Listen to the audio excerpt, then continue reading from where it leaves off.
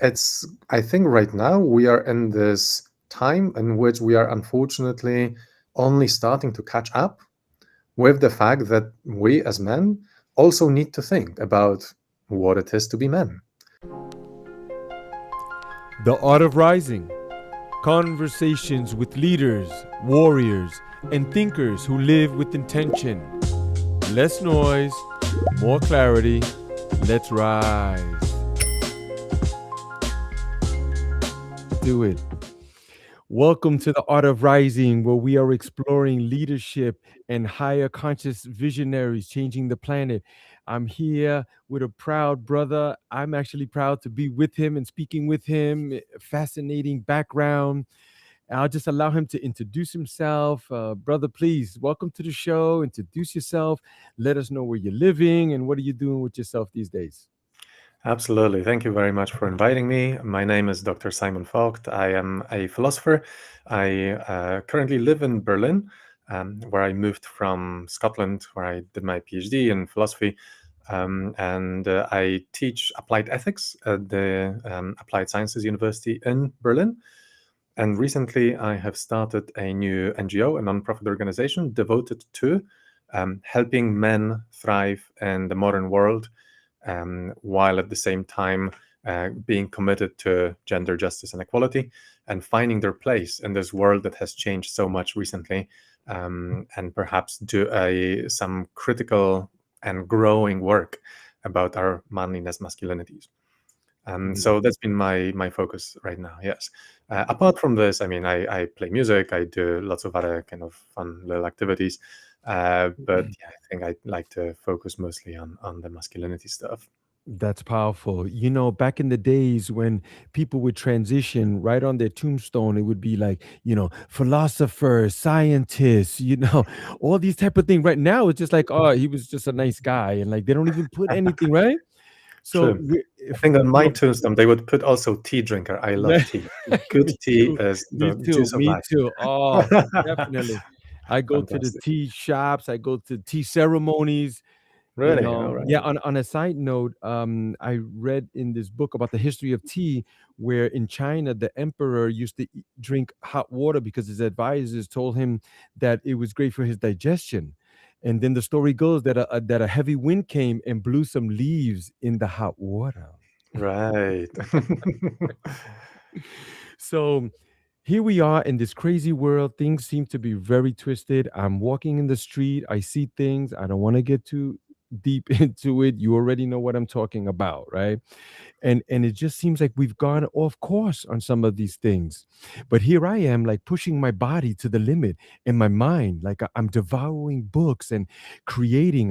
We have this company that we're doing, and there's festivals, and I do coaching, and then there's the men's retreats also, which is one of the things that attracted me to you also, because I feel that men just don't realize some things, and they should. But perhaps you could tell me, where do you believe that modern masculinity has gone off course, and where do you think some of the things men are carrying that they don't even know that they're carrying? Yeah, I mean, it's such a broad question, but I think that I think that modern world has gone, of course, a little bit, and I would like to conceptualize this more in terms of our capacity to actually deal with the fact that the world is a bit crazy right now, and just with the pace of change. I think that the modern world is just changing so fast that it has created so much uncertainty around just daily life. And I mean, you can talk about it on the political level, economic level, AIs and the social changes as well, right? I mean, feminism has changed our social world a lot. And in many ways, it's about kind of being able to find yourself in this new world. And I don't think so much that modern masculinity has kind of gone off course. I think that the world has moved on and masculinity hasn't kind of moved on with it. Mm, Um, and love in a that. way, it's become a lot of the things that I think we have been taught as boys as to how to be men have been really good in the 19th century, maybe up to the middle of the 20th century, but they're really not fit for the modern world anymore, right? They're not fit for a world in which The gender roles with respect to our economic capacities have massively changed. They're not fit for a world in which um, the industry is more based on, I know, services and soft skills and things like this. They're not fit for a world in which people don't need to be in relationships anymore. People can make their life perfectly good being single. And they're not fit for a world in which we have become aware of so many other things and inequalities and injustices in the world that we really need to care about and we need to take care of. So, in many ways, I think that it's about catching up with the world, or maybe not catching up with the world. And you can say that men are kind of uniquely positioned in there because, well, for the last 200 plus years, we had this worldwide movement called feminism that, women have done a lot of work on questioning what is it to be a woman, how should they show up in the world? Do the social norms that are there around womanhood, are they actually good for them, or are they not good for them? How can they make the life better for themselves, right? And they've been thinking about this literally for centuries right now, right? um, and men have not. And it's I think right now we are in this time in which we are unfortunately only starting to catch up with the fact that we as men also need to think about what it is to be men. How should we show up? Are the things that we were taught as kids about manhood, are they good things? Or even if they were good things, are they still good things? Do they still befit this modern world? So I think that very often, even people who, like you said in your question, are kind of like well-intentioned, right? And they don't want to be bad men. They Right. still kind of carry those models of what it is to be a man that Mm. are just out of date, that are just not really fitting into this modern world. And they might be, focused very much on things like, how do I optimize my life in order to become an attractive mate or something Mm. like that, right? I mean, the internet is full of this sort of advice, Mm. and they don't, and they think constantly in this, like, in terms of competing with other men, for example, for either in the business world or for female attention and things like this. And they don't notice that in this modern world, they're not really competing with other men, at least when it comes to romantic life. They're competing with singledom. They're competing Mm. with the fact that it's easy to be single these days. Like, women don't need it, right? And Mm. in trying to kind of optimize to be the kind of man who might, in their mind, or like maybe in the previous, decades or centuries, used to be really attractive because women needed men to Mm. survive. Mm. They're optimizing for something that is out of date. Right. Because in these days, many women would rather be single than be with them. Right. And being Yeah. single is a viable option. So I think that this is just one example of how, you can be really well intentioned and you might want to optimize on the things that you've been told are important without ever questioning, like, are they really still important? And you might be really well intentioned. You might really want to create a better life for yourself. You might think that you're providing something for others that they really need. And you unknowingly optimize for something that is just not important anymore. Mm. Yeah, especially in a modern day age, because I'm a big history buff, and when I was coming up, things were quite different, right? We were just coming out of sort of close to the industrial age, and the man was the one who went to work, and the Yeah. woman stood home. You see, but then when things started changing, like in the '60s, and right, I was born in '67, right? So coming up now, it's the '70s, and I could see how even with my parents, like my mom was saying, "Hey, I'm the one that's supposed to stay home," and then dad was looking at her like, "No, you need to go out and work too." Yeah. So that shift be, started to happen, yet the mindset did not change. But now here we are, fast forward to 2026. Women work all the time. I mean, my wife is working too. We have two kids where probably back in the days, we probably would have had a minimum of five or six, just to start with. But we have two kids, so the dynamics have changed there too. But it was Yeah. a power, a power, a power point. That's what it was. It was like a the I'm the man, like I'm supposed to be doing this and I'm leading. But what happens when the wife starts doing those things too? You see? Exactly. And I think that's what the phrase that you just used is I'm supposed to be doing this. Like, notice this is like, where does it come from? Who told you you're supposed to be doing this? Why? Right? And that's what I mean, as for 200 years plus, women have been questioning this, I'm supposed to be doing this. Mhm. Right? Who told you you're supposed to be doing that? Does it actually work for you? Is Right. it actually good for your family, for your, wider circle? Is it good for your capacity to build friendships? Is it good for your longer life? Is it good for your nation? Is it good? I mean, so many questions, right? Mhm, mhm, And mhm, when people stop at this, I'm supposed to be doing it, and not questioning further, I think this is what creates this dynamic, and which, you feel like you're going off course, mhm. because, well, the course is somewhere in there, but you're not looking for it. You're just going on autopilot wherever the autopilot tells you to.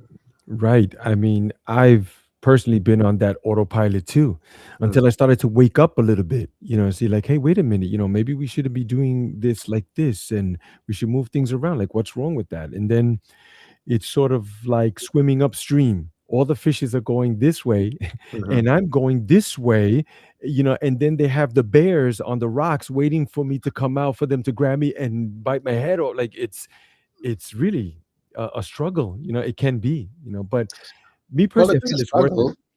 It is a struggle, but also I think that this is perhaps something to tap into. And I really like, when Mm. talking about those things, I always like to focus on the positives. And I think it's an adventure. It's not a Mhm. struggle. It's like it's Yeah. an opportunity to show all of the strength and the Mhm. confidence and all of the awesome things about being a man, right? I mean, we Yes. so talk so much about, strength being related to masculinity. I mean, not that, anyone can be strong. I don't think it's uniquely related to masculinity. But if you are a man and you want to be strong, then what an amazing way to showcase your strength, right? Being able to swim upstream, being able to make your own truth, being able to question things and actually Mhm. inspect them yourself rather than going on autopilot.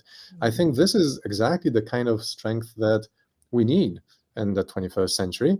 And Mhm. that's a strength that is not focused on like dominating others or something Mhm. like this, but rather on, like, it's Mhm. exploration. It's It finding is. out new I ways. It's, I don't know, discovery. How I exciting is that? I totally agree. I feel that personally, we're sitting inside of a Ferrari, like a high performance vehicle, right? And then Mhm, we should put high octane fuel in it too, and then take it out for a run too, which I'm sure we're going to get into that. But it makes me think of Socrates, right? The crimes that they got him for. mhm. It was not worshiping the local gods and influencing the young people, right? So, what was influencing the young people? He was just telling them, like, think about it. Why do you do that? Why do you go here? Why you were taught that? Like, try to think out of the box. Absolutely. I mean, the story of Socrates is really, really interesting because he was sentenced for those things, as you say. So for corrupting the youth and for not respecting the gods. These were largely, excuses to Yep. really Yep. get him, for the fact that he was just really annoying to a lot of powerful people. And he was Mhm. really annoying because he was asking uncomfortable questions all the time. And as Mhm. much as Socrates was fond of promoting this Socratic method in which you don't tell people what they are supposed to think, rather than that you just probe them with questions and allow them to arrive at their own answers, Mhm. um, many kind of philosophers and scholars of ancient philosophy say that Socrates probably was not actually the best example of using the Socratic method, and Okay. he would quite often kind of ask very leading questions and just Mhm. make people feel bad about themselves, Mhm. and Okay. obviously you make a lot of enemies in this way. So I think his Mhm. trial, like those reasons for trying him historically, were probably just excuses. He just Mhm. made a lot of enemies. Right. Yeah. And then the schools started opening up after they got rid of him too, right? So it kind of like backfired, but also it worked perfectly. Like Well, in terms of preserving his legacy and everything, absolutely. I mean, it's a Mhm. great move. If you want to be remembered rather than happy and alive, great move. Yeah, I mean, if you think about other leaders too, they do that, often too. When you think of supposedly Jesus, and he was. upsetting a lot of people that were in positions of power, stuff like that. Or Gandhi, I love his story too. Like he was Mhm. just wanted to ride the train, and they kicked him in his ass off the train. Like he was like, "What? I'll be back," And then he started doing these things and sacrificing these things. But it seemed to have opened up the door for people to think about things like, why is it that we're doing this? We're in this system that is almost like painting ourselves in the corner, especially for men. Like we need to think about, what is our position here, and why are we doing these things, and should we just keep going and then retire, and what's my legacy? And I have all of these questions myself. Yeah.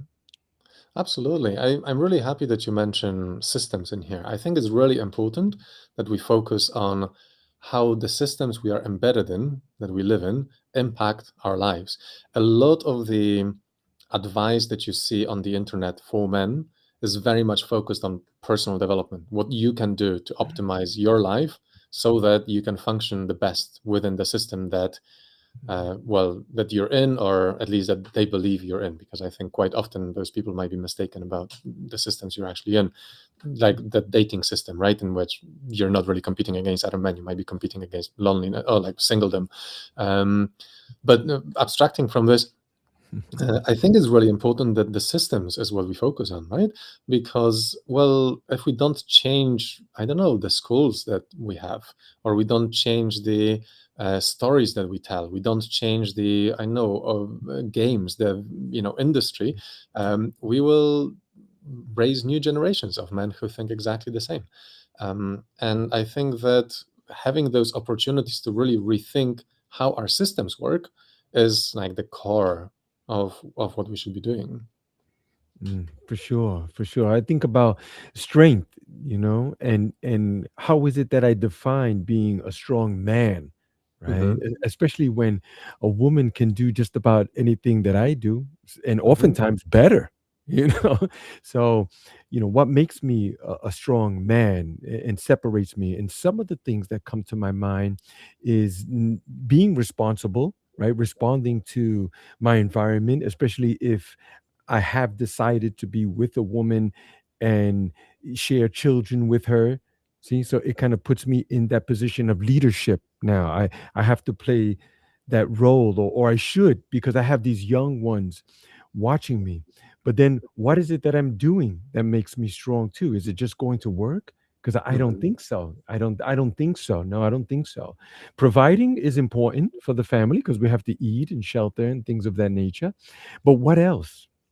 There's Well, art, there's poetry, there's writing, there's exercise, training the body, pushing the mind, putting myself in uncomfortable positions, because life throws a lot at you. well, I think in the case of children, there is one word, which is connection. Is actually building a real connection that will teach them also to feel securely connected to other people. I think it's one of the most important things that men, I think, have been really struggling with over the last, I don't know, however long. I know I have been struggling with it myself.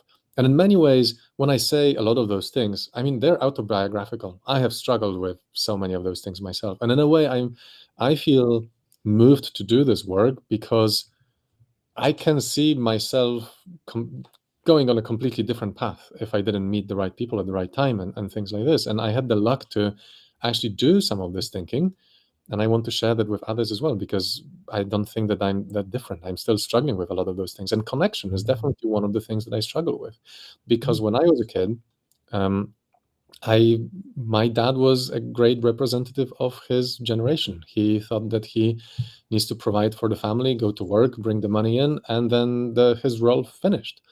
And I think that I have I would have benefited from having a more present dad, for example, and I would have benefited from that in terms of being able to develop my own emotional capacities, my capacity to feel secure, my capacity to love, my capacity um, to feel like I can connect with people without having to impress them all the time, for example, right?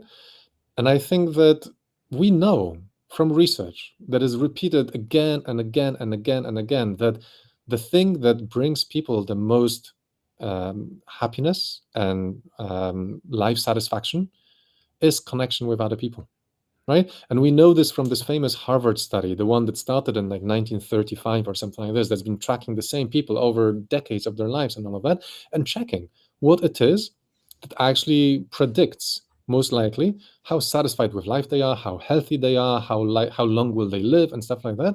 And the number one thing that is there is how good a social connection circle do they have. And that's not just having a great partner, it's also having good friends, having good relations with their family, having good relations with their kids, and all of that, right? And I think that as if you're in this situation in which you're thinking how you can, for example, help your children, right, is helping them build healthy connections and helping them build this capacity that develops very early in life to find ways to feel secure in those most important connections, family connections, is extremely important. And here, coming back to the systemic change that I think is so vital, I collaborate with a great NGO from Poland called Share the Care, and they have been fighting and very successfully to do a very simple systemic change which supports this, which is extend parental leave for fathers, right? So that when you have a kid, you can actually go off work and spend time with your kid.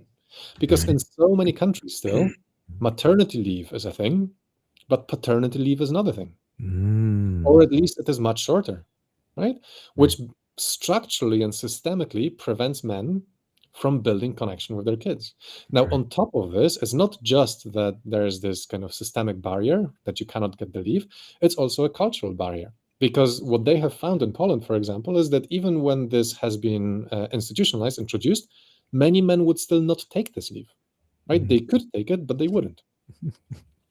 And why is that? Well, because culturally it is still seen as, detrimental to your career, for example, or maybe a bit unmanly or whatever else, right? Mm. But you have to make the move somehow. Obviously, the first year after you've introduced this, the world will not change overnight. Mm. But hopefully after, 10, 15 years of this being institutionalized and this being systemically available to people, Mm. this will start changing. And we Mm. will see more people, more men who want to be more present fathers, who want to Mm. be with their kids, build a real connection with their kids, and teach their kids from this early age what connection means, what being in tune with your love means, Mhm. what being in tune with your capacity to, really empathize with other people and feel into them. And these Mhm. are such vital skills in life. For sure. Myself, I have an 8-year-old and a 10 at home. I also have a 33-year-old, by the way, too.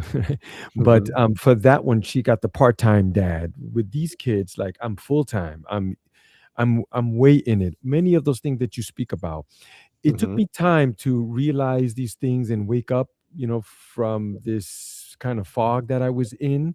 But once I started getting a handle on it, I read to my kids at bedtime every night. Like I try my best not to make that skip. I take them mhm, to school, I pick them up, we go to the parks. I'm the guy playing with them, in the jumper and all of that, not the parent on the side, missing it, texting. mhm. It's just it's really sad because they're missing it and it goes by fast, but not for me. I want to be in it all the time. We color, we paint, we write, we go to museums, and yes, there's junk too, and I gotta, we go to the movies and stuff like that too, but just having that connection, because I personally Absolutely. feel that kids are like the highest teachers, you know you Oh, know that's beautiful, man. I'm really happy, and yeah, I'm really happy for you in this case. it took me time to realize some of those things because I am on this course of being what a man should be, Mm, or pushing closest to that. So even for my body, like I exercise, I run every day, like 6 or 7 miles a day. I'm not nice. saying this to be braggadocious. I'm saying it because other men hearing this, they can do that too. Like you should challenge yourself, push your body. We do breath work here too. And we Mhm. do ice plunge also. So just yesterday, I was in a big tub with a lot of water and a lot of ice. And what that does for me, it quiets the monkey mind, right? Because the mind is just racing all the time. For sure. It activates the reticular activating system. If I'm sure people would know about that, and it also creates this mindset that I've already accomplished something very difficult early, and then my day it just sets things up, man. It just opens up just so beautifully, and then there's just more to that too. Absolutely. Mhm. So, how about yourself? Like, how does that look for you? Some of the practices that you do in order to live this lifestyle that you speak about. Right. Well, like I say, I have been continuously discovering the ways in which I think I have been personally not developing the way I would want previously. And definitely emotional intelligence is one of those things. The capacity to empathize and connect with people is something that I had to start developing in my 20s properly. Well, not that I was like, I don't know, completely stunted or anything like this, but, compared with other people in my life, I had work to do. And I have still work to do a lot right now. And I've been trying to really kind of address this. And in many ways, actually, physical exercise is a big part of this as well, because this is a great way to regulate your own mood and to actually deal with emotions sometimes to, blow off some steam so that you can think clearly and you're not kind of like thrown about by your subconscious or whatever else. Mm, mm, So um, I think it's also been, for me at least, tied with this idea that men are also rational, right? And that we are mostly our brains, and then we're brains and muscles, and the rest doesn't really matter so much, right? mm, Um, and I think this is so wrong because, well, I mean, there is so much modern science coming out right now showing that our nervous system is so much more than just our brains, and that so much of our cognition happens in the other parts of our body. And this whole idea of embodied cognition has been making a massive splash in philosophy and in the sciences. And kind of connecting with our bodies and actually experiencing the world as embodied creatures rather than brains on sticks is really important. And I have not learned this in the past. mm, mm, mm, So right mm, now, a lot of the work that I'm doing is trying to focus more on these sort of embodied experiences having to do with mindfulness or other things like this. mm, And I'm also starting therapy again because I just started realizing that there's still some unresolved issues regarding connection, for example, that I have still been struggling with and that have a direct impact on my present day relationships. mm, And needless to say, this impact is not positive. So I think it's something that I can, recommend to anyone as well who wants to mm, delve deeper into who they are. You mentioned Socrates before. Socrates, in the dialogue in which he is put in front of the court, called the Apology, mm, apologia from Greek. Apologia doesn't mean apology the way it means in English. It's more like I don't know, a speech or a excuse, yeah, like explanation. mm, And in it, he talks about the motto that he has been trying to live by all his life. And the motto was written on the Delphic oracle to Apollo, so Apollo oracle in Delphi. mm, And the motto said, "Know thyself," right? mm, And he says that all he has been trying to do was trying to get to know himself and trying to help others to know themselves. mm, And according to him, at least in the apology, he is put on trial because people don't like to get to know mm, themselves because they don't mm, like what they find, right? mm, And I mm, think this is a difficult process because very often this is true. When we try to actually know ourselves, we go like, oh, these are some dark, dark things in there that we have right. brought Mm, out from home or maybe developed or absorbed culturally from all sorts of messages mm, out there. mm, And we need to mm, face them. And it's uncomfortable and it's difficult. And it's much easier to just, go online and listen to somebody who tells you that you need to take those 5 supplements and push a little bit more in the gym and you'll be fine, right? mm, But you're not going to be fine. You're just going to put a plaster over a bleeding wound, and it's not going to really, Mhm, you mhm, need to stop, the root cause of the things, and that will actually mhm, require you to do a bit more difficult work. And this difficult work is the work of knowing yourself and mhm, knowing how to deal with yourself. mhm, And yeah, that's the work that I find, you know, I do. And right now I want to do in a more structured way by mhm. taking therapy. And yeah, embodied work is such a big part of that as well. Yeah, the way I live my life as well, it's funny that you should, or not funny, but you brought that up, which is know thyself. And right outside of my house, the door to come into my private quarters, right on the top of the door, I made a sign that says "Know thyself." It's there. It's Excellent. been there for years, brother. I kid you not. And one of the reasons why I put it there is I kind of have this vision of people going to the oracle in the Delphi, right? And Hmm. then and then the sign was greeting you there, like before you come in here asking for anything, know thyself. Yeah, So I feel that before we step into the temple to find out, hey, higher power, higher knowledge, whatever it is that I'm seeking, first I need to know myself. See, I know myself, what makes me tick. And we're not going to find it binge watching Netflix, or reruns of Game of Thrones, or smoking cannabis all day, or these types of things. It takes work. Life is an interactive sport for me. We have to engage in it in order to learn about ourselves, crack ourselves wide open. You know? absolutely. And I think it's important also to, like I mentioned before, I really like to be positive about all of those things and don't present this as like, oh, this is some hard work you really need to go into because otherwise you're a bad person or something like this. No, it's not about this. It's about like there's some great rewards coming out of this, Mhm, because I think that so many of us right now struggle with meaning and purpose. We struggle with knowing why we're getting out of bed in the morning. And I think so many men, the so-called crisis of masculinity that people talk about, I think very often is a crisis of meaning, of not knowing what to do about it, what we're for, right? And how are you going to know what you're for and what your life is meant to be about if you don't know what you actually want, I love that. right? And that's, well, you need to know yourself to know this. Mhm, And I think it's also related to something that so many people struggle. And I think so many people who are seeking this advice online on how to optimize themselves and how to become better to, I know, perform in life or tick the boxes that are required to be a successful man or whatever else.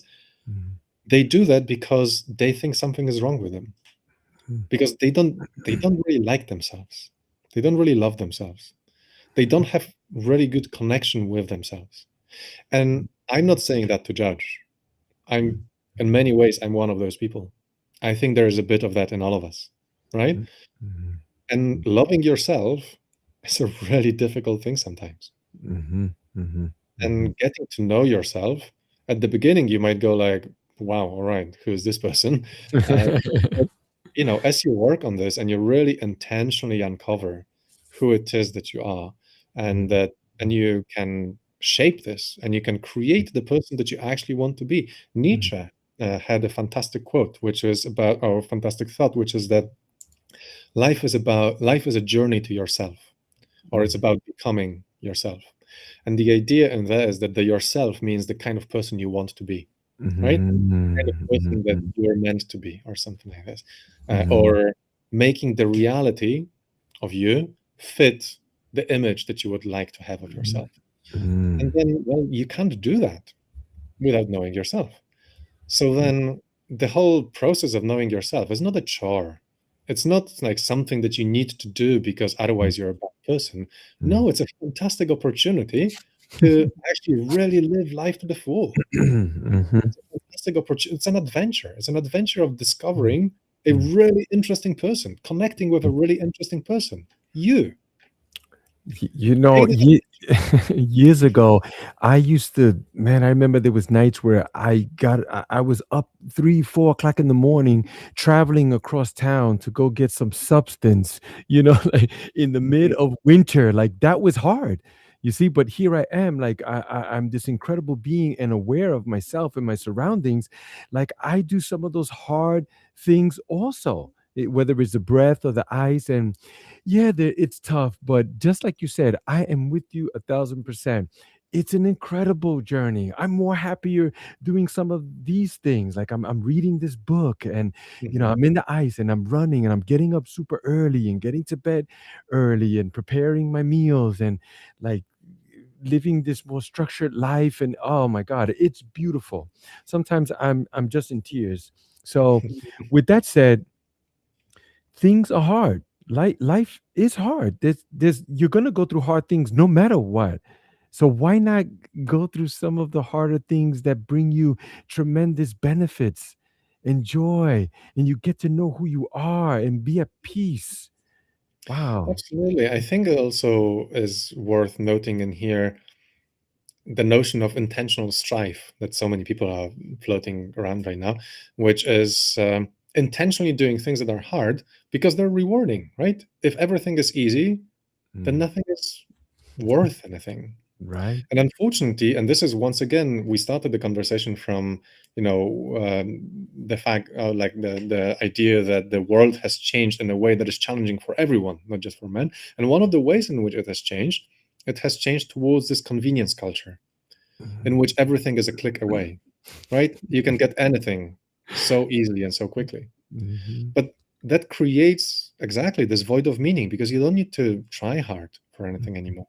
I mhm, always use this comparison of, you can take a helicopter to the top of Mont Blanc or some other huge mountain, whatever, right? mhm. And you can go there and go like, yes, amazing, I have conquered this huge mountain. And all the people who have actually walked up there in their boots will look at you and go like, what? Seriously, seriously. Like, are you really going to feel like you have achieved something? Well, no. If you want to feel like you achieved something, strap on your boots, take your coat, Mm, and walk up, right? mm, And mhm. life is like this. Like if you, Love that. conveniently take a helicopter to every achievement that you're meant to Mm, get to, you will mm, never feel satisfied. You'll never feel like your life has meaning. mm. It Right. is about doing the difficult things. This is what brings us meaning. Right. It makes me think of accountability, where I Hmm. feel that in our society, we've lost a bit of that. I mean, there's the convenience thing that we could talk about weeks for that, because I bought a lamp the other day, Simon. The lamp came with a remote control. I was Hmm. like, you people can't get up and turn off the lamp. It's insane. But how about this accountability? I feel that Hmm. it's been lost in this society, in this carefree, go for yours, do you, that type of mentality that often comes from the top, right? Hmm. you know and there should be accountability, for yourself, for your family, for your inner circle. It should be a small one, by the way, but your inner core of people that are with the same mindset too. Hmm. What do you feel about this? What do you think about this? Yeah, I think it's a really interesting thought. So I work with Men Engage Europe. This is a organization, like a network of organizations that gathers all the NGOs and charities and other bodies that work with men and boys. And one of the primary things that they have developed is this accountability framework. And the idea behind this framework is to create a system in which all of those organizations that work with men and boys can kind of check themselves for whether what they are doing is actually for the social good or not, is actually Mm, for, does actually promote justice or like a more fair society and things like this. So this is one way in which something like this can be institutionalized, and some like one place in which this is actually really practiced. And I'm really happy to be a part of this, mm, as I think it's an excellent achievement of this organization to have created this.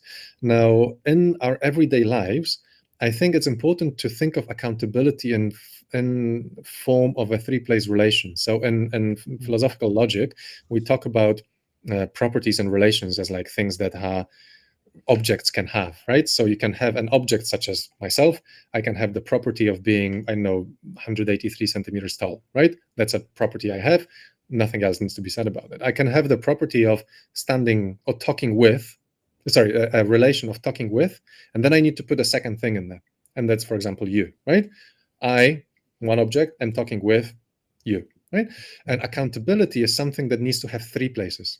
It's about who is accountable, for what they're accountable, and to whom they're accountable. And I think Mm. it's really important to remember about all of those, because similarly as you cannot say like, I'm standing in between and just leave it at that, or I cannot say I'm standing in between the screen and can't leave it in that, right? I need to Mm. say like there need to be three things in there. I'm standing in between something and something.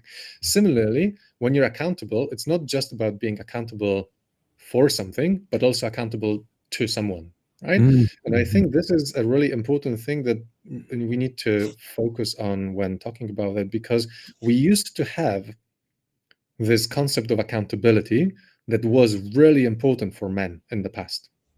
And that concept is honor, right? Yes, Being yes. honorable was such an important thing for men. But I think that the concept of honor has missed the last part of the accountability thing. It's like you have to have honor about something, right? About some sort of slight that has been done to you or whatever else. But now the question is, who are you accountable to, right? We Mm. know who is accountable, we know what for, but whom Mm. to. And Mm. for so long, I think the notion of honor, as it was used amongst men, was a kind of like internal men's affair. You know, men made up the rules for this, and they decided what your honorable, what the code of honor is, right? And you're accountable to just your peers, right? Mhm, But I mhm, think it's so important that we now, you know, the way the world has developed and the things we know now that people maybe weren't paying enough attention to in the past, is that we need to be accountable not just to ourselves and people like us. We also need to be accountable to all the people who are different from us. And mm, accountability, the kind of real honor, if you want, of the 21st century, I think is an accountability not just to, you know, for the actions that we do. It's also taking in mind how those actions impact, insert variable here, right? So how do they impact women, for example? How do they impact the environment? How do they impact animals? How do they impact, and you know, the list goes on. How do they impact LGBTQ people? How do they impact immigrants? How do they impact such a long list, right? mm, And I think this accountability in my work, especially, is very much focused on this. So when I, for example, talk about promoting healthier, more fulfilling masculinities and helping men thrive in the modern world, doing that in an accountable way means making sure that when they thrive, when they find a way to thrive, it's not at somebody else's expense, mm, right? Because I can find a great way to thrive. It's stealing stuff, right? I will thrive amazingly if I go around stealing stuff and not get caught. But obviously, that's not accountable to all of those people that I've been stealing from, right? right? And if you have a social order in which men are effectively thriving, or any particular man is thriving by exploiting somebody else, well, that's not very accountable to those other people. And I think that so many men have been unaccountable in this way unknowingly, in the sense that you were mentioning again in the first question, right? And like, how do we um like how do men struggle, and even the well-intentioned men can still like unknowingly struggle or like do something wrong in this world. Well, if myself, for example, if I have not been brought up with the capacity to really connect and to really understand my own feelings, understand my emotions, and really self regulate my own emotions as well, because, you know, I've been taught the thing that every man is taught, which is that you're meant to be stoic, you're meant to put your emotions under the carpet, you're not meant to engage with this and be super rational and all of this. Mm, What I'm effectively doing is I'm living my life in such a way that if I do have emotional difficulties or outbursts or other things, I make them somebody else's problem mm, because I'm not capable of dealing with them. So who needs to deal with them? Well, my friends, my family, my partner, right? yes, So in yes. this way, I could say like, well, I can I know, develop myself in order to thrive in this world. But if I do that in such a way that I still require other people to do all this emotional work for me because I can't do it myself, then I'm not accountable Right. in this Mm, sense, right? mm, I'm not accountable to them mm, because mm, I'm effectively pushing. So I might be, honorably, I don't know, being a great provider for the family or something like this, mm, mm, right? And I can consider that a great point of honor. But at mm, the same time, I'm pushing all of this emotional work on my partner. mm, And that is only honorable in this narrow sense in which what my partner thinks doesn't matter mm, mm. because I'm not really accountable to her. I'm accountable to, the idea of what a man should be that is agreed upon between men, Right. which is you should be a great provider, right? Yes, yes, yes. But well, it so happens that my partner disagrees and has Right. different interests, Right. right? And I need to be accountable to her as well. Right. You know, you mentioned earlier that you're working also with mindfulness too. Hmm. So I try my best, Simon, to meditate at least every day. Some days but I noticed that my day is better. And Hmm. this also introduces the mindfulness into my existence here on this plane, like being very mindful. Me personally, I feel that if people were more mindful, most accidents wouldn't happen. Just as simple as that. Let alone these heinous crimes and all of these other things. But tell me, how is it that you are working with or introducing the mindfulness in this arena? Yeah, great question. I started doing this because, on a personal level, I have noticed that I find it difficult to just be present in a conversation that I'm having with somebody. And I noticed this when people started pointing out that, well, I'm talking to them, but it seems like I'm somewhere else. And I have noticed that this is true. And in many ways, I feel like I was here in the present in my body, but my mind was in the future. I was thinking about something else. And might be in a conversation, I wasn't really listening to the person. I was thinking what I'm going to say next, for example. Or maybe I was thinking about, I don't know, how am I going to meet up with this person next time? I don't know, whatever else, right? But I was not really focusing on this moment. And I noticed this also in a very annoying way that I would then just forget. I don't remember what we talked about because I wasn't really there because I was Mm, focusing on something else. I wasn't really listening. I wasn't really present. So mindfulness to me at the beginning was about kind of being in the present, actually being able to focus on the right here, right now, and not focused on the past and the mm, future. Well, actually, it's the present that matters.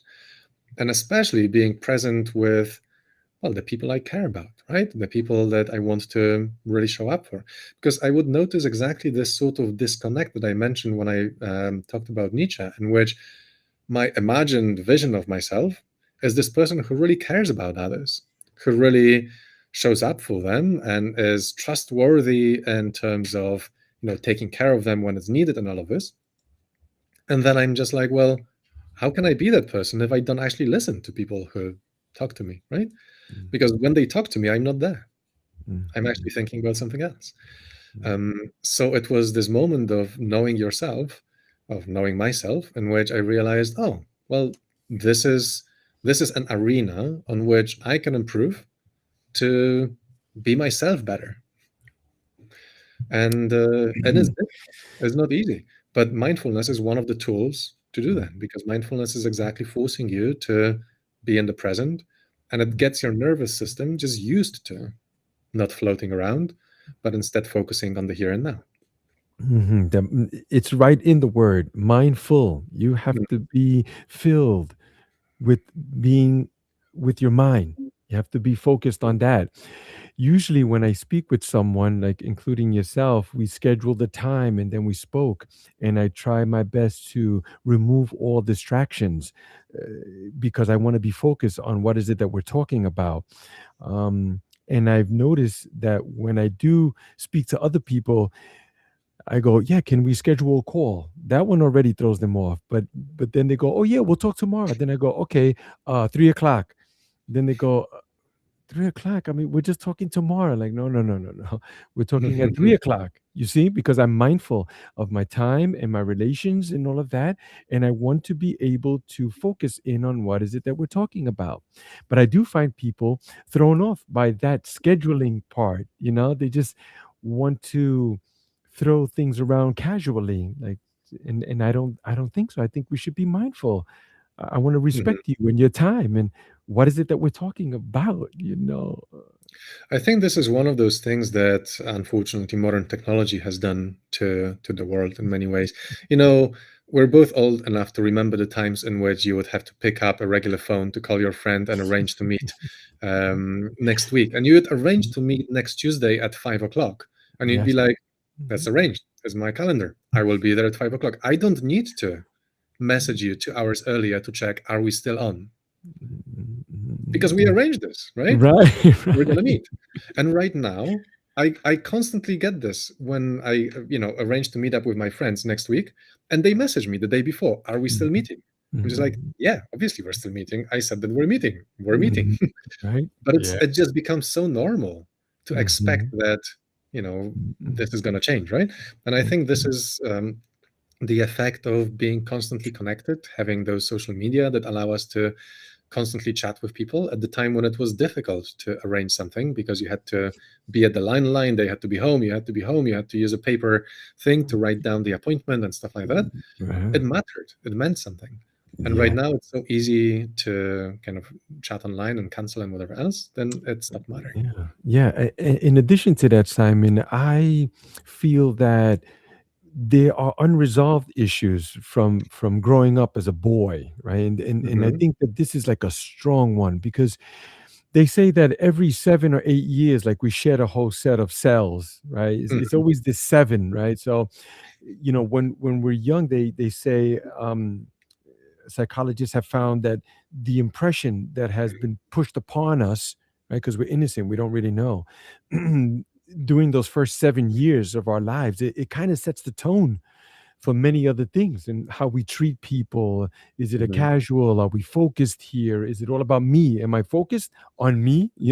Or am I Yeah, focused too much outside? Because I'm sure you've got those guys too. Like they'll do anything for you except for yeah, themselves. yeah. So I think it's that boyhood, especially traumas too. So what would you say about that? And how is it that you're working with people, when you see some of these things and getting to the root of some of these issues? Yeah, well, I think it's spot on to say that so many of those norms, the social norms that guide our behavior, introduced very early on in boyhood, absolutely. And in the space where I'm working, we like the term man box. So it's like a box for a man, right? And the idea of the man box is that it's a set of social norms or gender norms that tell men what they're allowed to do and what they're not allowed to do. What's inside the box of a man and what's outside of the box of a man, right? So, for example, simple things: wearing trousers is inside of the box, wearing a skirt is outside of the box, right? Wearing blue is inside of the box, wearing rainbow colors is outside of the box. Yeah.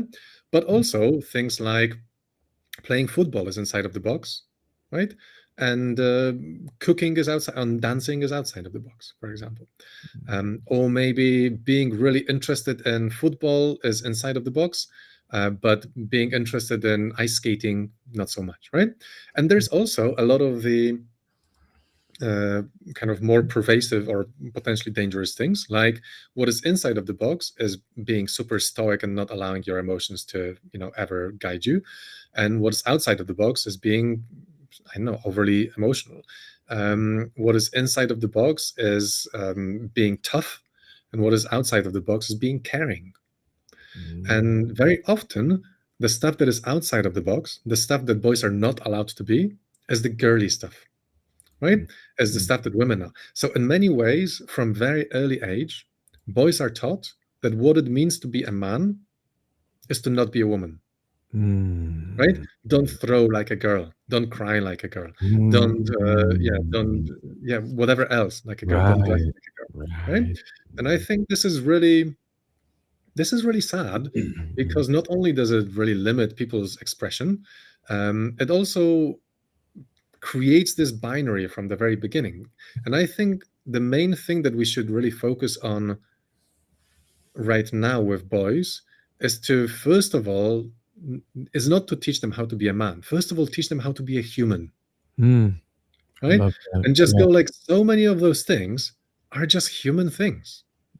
You Mm, don't need to be like, before you're a good man, be a good human.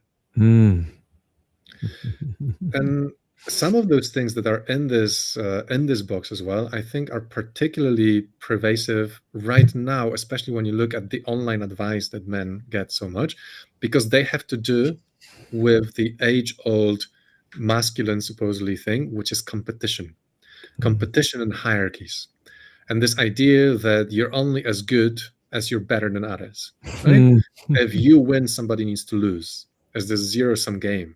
It's mm, like, if you're not in the top 20% or 1% or whatever else, then you're a loser, right? mm, And you mm, need to compete with others to get them.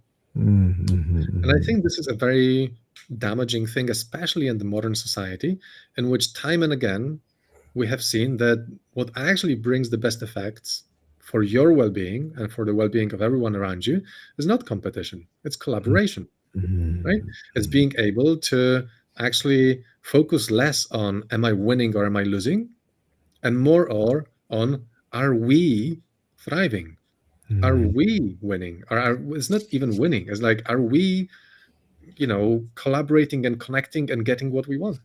mm, And so often, this is what boys are taught from very early age. And when mm, you go and listen to all sorts of, online advice on masculinity, that's very often directed to, 12 to 16-year-old boys or something like this, it's all about work harder so that you can win, right? mm, Or, yeah, you need to be the alpha, right? With the assumption that that makes you better than others, right? Or that makes you kind of higher in the hierarchy than others. Um, and it's very focused on those kind of very measurable ways of showing that you're somehow better, like mm, money mm, or mm, muscle, right? mm, So those are the kind of mm, things that put you on a ladder, and you can kind of, you find your place in the pecking order, and you go, this is where I am, and I'm better than everybody else below, right? right. And it's just such a unhappy place to be, I think, because you're Mhm. constantly needing to compete, because you can never stop, right? Right. You You can never, never be happy with never. yourself. You Yeah. will, and you will And never be at the top of the yeah. ladder, And you're not because going to beat everybody, right? exactly. So it's like, it's a recipe for being unhappy in life. It's a recipe for constantly feeling like you're not enough, for Mm, constantly feeling that there's somebody else who can beat you up, mm, constantly feeling like you can't get what you want because you're not high enough on the ladder. mm, And we teach boys this from a very early age, unfortunately. So I think that this is definitely one of those things that I would really like to see change over the next years, in favor of mm. focusing more on collaborating rather than competing.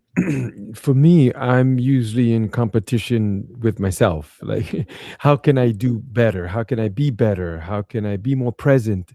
That in itself, being more present, is already like, come on, come on, come on, Mhm. Omar, you're better than that. You're better. Yeah, okay, okay, Yeah. okay. And I think that this is, I mean, so many people are talking about this in this kind of like more healthy self improvement space, let's say, which is that the idea is not to be better than others. The idea is to be better than yourself yesterday. Yes, yes, yes. And then you use that for the collective, you see? Because Exactly. usually what we tell people when they come here, we're the OMZL Healing Sanctuary, by the way. We're located in North Bergen and we do many things. But Mhm. when we have these gatherings, especially the men's retreats that we have, which we have Yeah. one coming up now in February, we usually say something to men like, what is it that you want? You you should you should try to find out what is it that sets you on fire, and then use all your energy and your days pursuing that as much as you can. And then how can we find a way to help you do that thing, so that way Mhm. we all rise. It's the tide that rises all boats, you So know with this, I would say, I mean, that's a fantastic thing. And I think that, Mm, pursuing this is so important. And here, I think the notion of accountability is really important, mm, right? Because you can, I mean, to give a ludicrous example, right? If the thing that makes you really happy and that gives you meaning in life and that makes you feel amazing and all of that Mm. is killing puppies, Mm. right? Then, I Mm. mean, great, you feel amazing, but it's probably not the thing you Right. should be It's not. pursuing, You're right. right? So I think it's so important that when we do this, we do it in an accountable way. And accountability in here is the notion of accountability to whom? So Mm. it needs to be done in such a way that you're not doing it at the expense of somebody Right. else. I love Because that. maybe what makes you feel great is being a very, I don't know, dominant partner, Mm. right? Mm. And it Mm. just so happens that this makes your partner really miserable. Right. Right. Yeah? So true. So true. And I think also in the Mhm. context of this, what we teach boy and this collaboration and competition and all of this, it's also about power. And in here, also in this thing, I think it's important to bring up power and, in the context of accountability, because so often when we were taught what power is and that it's good to be powerful, right? It was in the context of what in applied ethics we called power over, right? So I have power over you. What does it mean? I can get you to do what I want you to do, right? And this is what builds the hierarchies. If you're higher up on the hierarchy, you have power over the people lower down in the hierarchy. And I think it's so important that we reframe the notion of power to the notion of power Mm. to do something, power to build a better future, power Mm. to make your children able to connect with their future partners and friends, right? Power to Mm. create a system in which future boys will be growing up happier, power to make your family happy, power to make your team win, power to all sorts of things, right? Mm. But it's Mm. not power over others, it's the power to create something, to build something, to make something better. I love that. I absolutely love it. So, we're coming up close to the hour. I was wondering if you Mhm. can say some things about the Path Forge that you are the founder and yeah, what's going on? Talk to us. How can people get involved and those type of things? Absolutely. Well, so Pathforge is the new NGO that I have now started, and the idea is to um, create research and research-based advice for men and for organizations working with men on all of that we've been talking about, which is thriving in this world which is changing so fast, and thriving in a way that is accountable, that is respectful of other people, and that doesn't come at the expense of others, right? So it's this sort of guidance on these sort of things that we've been talking about. Now, the NGO, I'm trying to develop it into a sort of think tank. It's based in Germany, and it's going to create kind of policy advice and research-based reports and documents that can help both men themselves and organizations working with men. So right now, I'm trying to get it off the ground. It's kind of early days. I have been an academic my whole life, and I'm kind of taking this experience, the research experience that I've got, trying to apply it and the everyday practice of people and organizations. And to do this, so far we will release a report very soon on positive narratives and using positive narratives to inspire men to do all of those lovely things. And I gave you some examples of these sort of positive approaches in this whole chat today. Um, this report will be released in the next. Well, by the time this show airs, it probably will have already been released. So if you want to go to our website, you'll find it. Um, and apart from this, I'm also leading discussion groups. So there are online discussion groups that anyone can join. It's Mhm. called What About Men? And every month we meet up and we pick a topic. We have talked about loneliness. We have talked about role models. We have talked about mental health. We will be talking about fatherhood in January. And later on, there will be a whole range of other issues. So anyone who would like to join a discussion, they can do this. The group is based around reading opinion pieces, and we read pieces from more left-leaning newspapers and more right-leaning newspapers on the same topic. So the idea is that you kind of get a full picture, right? You don't just get the picture of the people you agree with; you also Right. get the picture from the people you don't agree with, and then you kind of discuss the topic on the basis of this. And we record all of those and post them on YouTube and on social media. So if you want to, please follow us on YouTube and we're on Instagram, TikTok, And what else? Facebook. Probably. Yeah. So feel free to join in that. And if you would like to, we very much welcome contributions. We are a registered charity, fully tax deductible. If you'd like to contribute, much appreciated. And we also welcome volunteers. So we have projects in which we could use some help with. Simple video editing might be one thing, or some admin help helping us looking for grants, or a specific project that we're working on. I would be very happy to find people who are interested in the topic and have more expertise and would like to potentially develop some sort of joint project. Then it would be fantastic as well. Thank you for the opportunity to Of advertise this as well. course, of course. Great. That's it's no by chance that I'm connected with you, because all of those things, we are going in that direction. That's what the Omzia Healing Sanctuary does. We're helping people on a Mhm. holistic level, to get out of situations that they've been in like So forever. actually, one of the projects that we're thinking about is very related to what you're doing, which is this kind of like men's retreats and men's groups and things like this. And I would very much welcome anyone who has been working in this sort of area, Mhm. because I would like to create this guidance book for anyone who wants to set up this sort of group themselves Mhm. Mhm. and gather the wisdom of people like yourself on what works, what doesn't work, how to reach the people, how to help them open up, how to guide these sort of meetings. So I would love to talk with anyone who is in that field as well. That person would be me, brother. Yeah, Right. fantastic. We need to talk Yes, more about this meeting. of course, brother. I mean, naturally, I'm an older person, I guess. I don't know what the hell that means, because that means nothing, right? But I have quite a bit of experience. That's what it means. So Mhm. it makes me an authority on some of these subjects. I've been through some things, and I'm able to relate to people and look in their eyes and tell a brother, "Hey, I know what you're going through. I Mhm. know what you're feeling. It's not, I Yeah. didn't read it in a book.